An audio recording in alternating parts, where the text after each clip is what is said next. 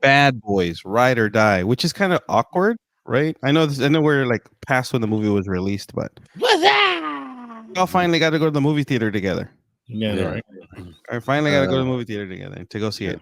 We're back from our little hiatus. Yeah, yeah. Uh, Bad Boy Ride or Die, but the one before this one was Bad Boys for Life. Kind of, they should have awkward name titles. Would have been easier because this was number 4. Yeah. Right? Shouldn't this one be called For Life with the number 4? That's And then kind of life? why I just mentioned they should have done the swapping of the titles. Mhm. Bad Boys. They should become Bad Boys for Life, but it's called Bad Boys Ride or Die. Brings us back with Marcus and Mike back to Miami. I had a lot of fun with this movie. This movie is just nonsense and dumb and good action and just fun. Explosions. It's just explosions. But we do get Will Smith coming back after the slap, right? He needed to do something like this. He couldn't do a fancy movie again. Something. So they made him more vulnerable. With, Yeah, and still kept the action one. Yeah, he just needed an action movie. Oscar. Yeah, he couldn't be. He only has one. Relax. Which, in all fairness, he did deserve that one because I never saw the movie. I know it's King Richard, but I never saw all it. the other movies were not that. I mean, they're fine, but he did more. What other movies did he get nominated for, or was he going to be nominated for? He got nominated for Ali. After Earth. What about that one that he did with his son? After Earth. No, where he's poor. Oh, The Pursuit of Happiness. Yeah. Stupid. Yeah. Didn't he get nominated for that? Nope. No. Oh, wow. Golden Globe. You're really following his career. Because we would have heard the song about "Summertime." Did he get nominated for the song "Summertime"? Yeah. The remix. Drums, please. Still one of his best jams. We get okay. Part 4 sees the return of yes, Mike and Marcus, but also Reggie. the return of his son, right?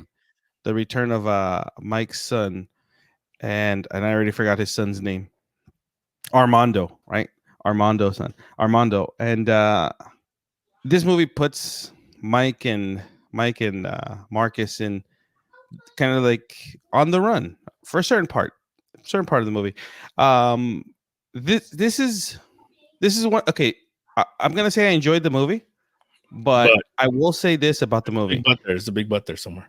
I will say that it took a while for it to get it like hit its stride. Like I think for the first 30 to 40 minutes, it felt a little weird. But then once they were trying out what they wanted to do, it up, wanted to be real good. Mm-hmm.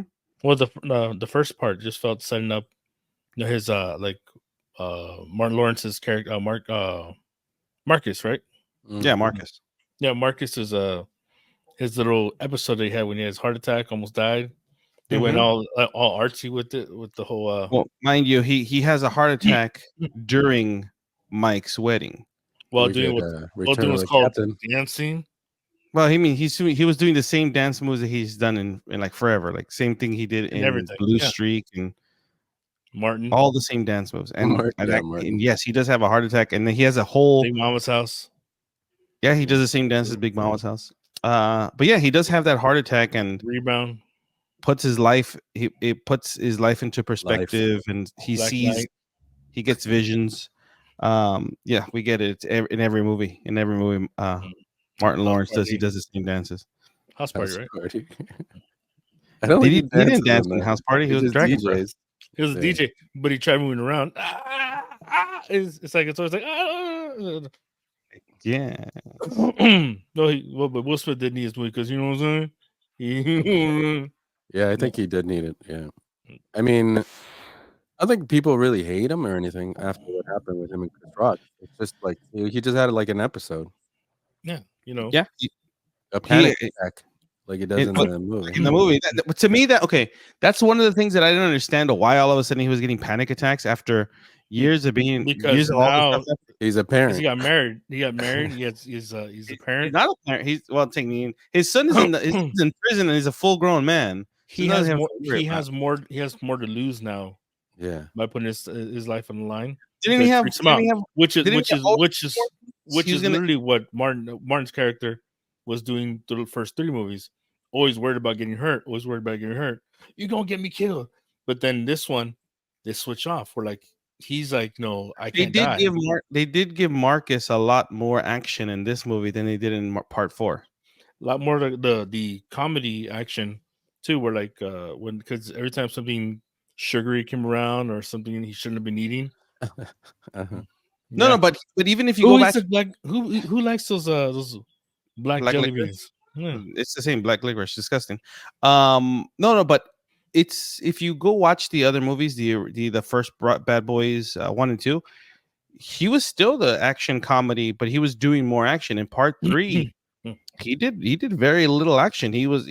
Martin Lawrence was not in shape Well, he for was that very much not in shape. He's for that What are you one. talking about? It does a lot of action.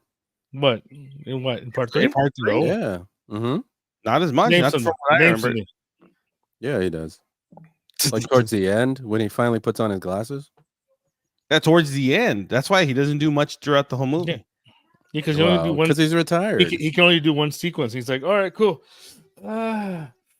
He's putting in his in part Heart 3. He's attack, putting in his heart papers. attack. He's putting in his papers for retirement. No, but in this one, I think they gave him a lot more to do in this one than they did in part 3. So, but yeah, I feel like they gave Marcus more to do in this one than they did in part 3. They gave him more. Because in the other one, the part 3 was a lot more Mike centric versus Marcus centric. This was more Marcus centric. Even though there's a whole Mike side story where he's having the panic attacks. This is more about Marcus. Oh, and then Reggie. This Reggie really does steal a lot of this. Yeah, this basically was Reggie's coming out party. Yeah, like I'd want to see him more now in like in a sequel. See if Reggie can join the Bad Boys team, because he murked what 15 people. Yeah, in the it movie. Was great. That was a great scene. That was a yeah. Great scene. It was a lot. It caught me off guard when that happened. I didn't think we were gonna get. Well, Reggie see what I liked was he My dropped snacks. the in part 3 when you introduce him. Is it part 3 or part 2? When he's Part 2. He gets introduced in part 2. Remember? Part 1. No, that's right. He gets married in part 3. Part 2. He gets introduced where it's where he takes the daughter, I think, on a date. On a date. Yeah. Yeah. And Bang bang. You know. Chitty chitty bang bang. Yeah. Chitty chitty bang bang, motherfucker. They do all that to try to intimidate him. Then in part 3, You'll be little man. Then in part you want to? And in part 3, he marries a daughter. Yeah. And now in part 4, but if you notice in those movies, he only refers to him as Reggie, refers to him as like kind of he's lazy, he's just whatever. And this one, when that scene happens, he goes, "That's my boy." Mm-hmm. That's right. Yeah. It's a son-in-law. My snacks is your snacks. But no, that scene caught me off guard, and I think that scene, like I'm telling you, the movie picked up so much. From the beginning was okay, it's fine, but then throughout the movie, after they start, when the action starts kicking in, it gets a lot. It just gets a lot of fun. They figure out what they wanted to do with the movie, and I think that's what makes it. It's not by no means one of those movies. It's gonna win awards. It's the best ever. It's a solid. If you're gonna watch it, you know what you're gonna watch. You're gonna watch a Bad Boys movie. You're gonna watch comedy. You're gonna watch outlandish action. And so you know what you're gonna get into. Yeah. It's like it just got Vanessa like really. Hudgens. You get DJ Khaled. You get Vanessa Hudgens. Yeah, you got Dexter Loomis. What's his name? The guy from Hunger Games. Yeah, the guy from Hunger Games, but he was also in Spy Kids at one point. I forgot his name. Who was the stripper? What's her face? I used to go by the names. Tiffany Haddish. Tiffany Haddish. Yeah. Haddish. You used to go by what? I used to go by the names, but it's now it's just I'm retired and prolonged, so prolapsed. Now that was your stripper name, prolapsed. Prolapsed anus. Coming to a stage. Prolapse anus. Prolapse anus. Well, see, I would come between acts and just like sweep up the girls. Why would you do that between acts? Prolapse anus. That's so disgusting. I do the butt twirl. and just like I'd pick up all the loose ones. It's the helicopter. Never. Oh, so you just hear on people. Oh, gross. You're so disgusting, bro. It's like People a pink, usually. Yeah. it's like a pink sock just hanging out. Just Oh. But like that 1980. I buffed the those floor too. It's great. Those 1980 thigh high socks or the knee highs. That's what it looks like. Gross. You're disgusting. There's something wrong with you. There is definitely something wrong with you. I wear jorts while doing it too. It's crazy. And you have to cut like it looks like a dog tail. You have to cut a dog tail slit in all of your shorts. Yeah, Like shallow hell. Yeah. me and Jason Alexander. Yep. But I like how Disgusting. I like how Ride or Die directly connects to Bad Boys for Life, but it directly connects. But 4 years, it's like 4 years later after the events of that one. Then you have all of this stuff. So they waited 4 years because the whole point of this movie is that they're trying to clear the name of Joey Pants, right? Yeah. Of Captain Howard. Yeah, of Captain Howard because they're accusing him of working with the cartels and they say he's dirty. He's so right. dirty. They're investigating him, and the whole thing is they're trying to figure out who's trying to smear his name, and it leads to a whole the sequence of Marcus and Mike looking like trying to get the answers and not knowing who to trust. I really did enjoy that, and I still like their dynamic. It really works. They really are good together. There's a couple things that annoyed me. I'll tell you. Well, okay, go ahead. Go. One is why they had to kill out John Sally, the tall Coke bottle guy. You could have hurt him, and like he'd been like, my back, somebody have him like get hurt somehow, and still have him be like a recurring random character. We should have shot him in the head.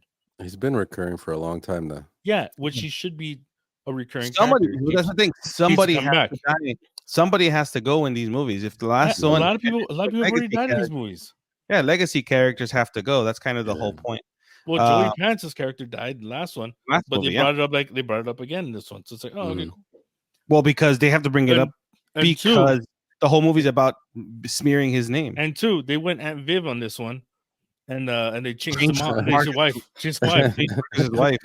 I was like, hey, wow, what are the odds? They didn't think we were. They didn't think we were going to notice. They didn't I think wonder if Will Smith got her fired too. Maybe because he got the original Aunt Viv fired. Yep. It was difficult to work with. I heard. At least they didn't snap her.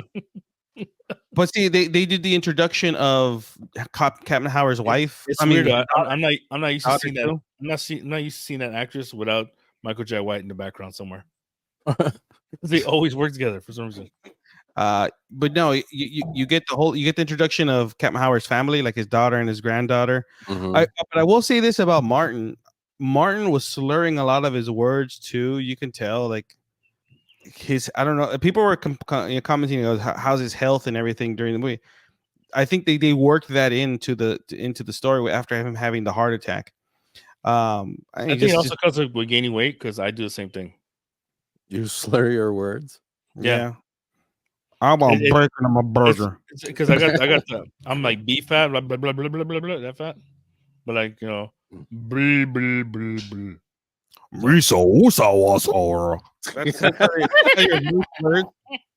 And that's your son. Yeah, after you're going away. No, but I think he gets yelled at by mother-in-law. Oh, but I did. I'm telling you this. I did enjoy this movie. It's a lot of fun. These guys, Bilal and Adil and Bilal, the guys whose Batwoman movie or Batgirl movie was canceled. These are the same directors that got that movie that got their movie canceled after they made it. They know how to make an enjoyable movie. I'm not gonna say it was the best movie I've ever seen in my life, but they know how to make an enjoyable. It was enjoyable, yeah, and keep it kind of on brand, because the first two movies were made Michael Bay. They're Michael Bay movies, so they made cameo. They made a Michael, yeah. Well, they made two Michael Bay movies without Michael Bay. So they knew how to keep the actually he was in both sequels. He was in 3 and 4. Yeah. I don't I don't think he's doing very many movies. I think he's using he's more producing than directing right now. 'Cause I haven't seen him direct a movie. Michael Bay? That wasn't a Transformers movie. Well, he hasn't directed a Transformers movie in a while. Hey, you shut up, right? All right. Also, by the way, I think they were trying to redeem Will Smith by what's his name? I don't know if you noticed. Martin slapping him like a bunch of times. Yeah. Mm-hmm. And those were real slaps. Yeah, hard. They weren't pretend slaps. I think they were trying to redeem him after the Because is it a stand-up comedian slapping Will Smith? Is it? But isn't Martin put like in a weird position? Because isn't he friends with Chris Rock too? And you're friends with Will Smith. Like, just slap me and let's just get it in the movie. One slap. He does like 5 slaps. Yeah, 5 hard slaps. Mm-hmm. But back to what you were saying. Back to what you were saying, Ozzy. The last movie Michael Bay directed was Ambulance. Well, that's wild. That movie's trash. Where they made use of the drones, which they did in this movie too, but they kind of incorporated the drones. They had a drone filming a drone. Yeah. In this movie. They're doing that a lot more. Like in all these things. They also tried something new with the gun scene, going back and forth, following the gun. Yeah, they tried something different. I call it the Doom. That's Doom without CGI, because in Doom it was all CGI, but here they did it practical. I like when they do practical things. I really do. I prefer practical versus digital. And I think overall these directors, I think they really did a good job. It sucks that they didn't get to release their Batgirl movie. I would have wanted to see what they were going to do with the Batgirl movie. Brendan Fraser. I would love to see that Looney Tunes movie too, but the movie. Yeah. Never get released. But Bad Boys Ride or Die. It's fun from beginning to end. It's really enjoyable. It's one of those movies. It is a summer movie. It is a Will Smith action movie. It's not heavy on gonna tell you a story, trying to tug on your heartstrings, gonna make you feel specific. It's just you're gonna tune out for the 115 minutes the movie is. You're just tuning out and you're just watching comedy and action. You also get the Will Smith sweaty, like straining close up where he's just like just dripping sweat because he's having his panic attacks. You get that a few times. You get that in every one of his movies too. It's this dramatic pause. Right, and they also build that relationship with his son. They also build a relationship with his son, right? At the towards the end of the movie, that they have some sort of clarity and closure. They give him a slight redemption arc too. Yeah, to the son too. I mean, what I want to see the son come back, maybe, right? I think the son also throws down in the movie. Everyone who's on the everyone who's on the whole jail scene where he fights on in the yard. I think that was really good. No, it's not fighting. He murdered people there. They give everyone hit with a 45-pound plate.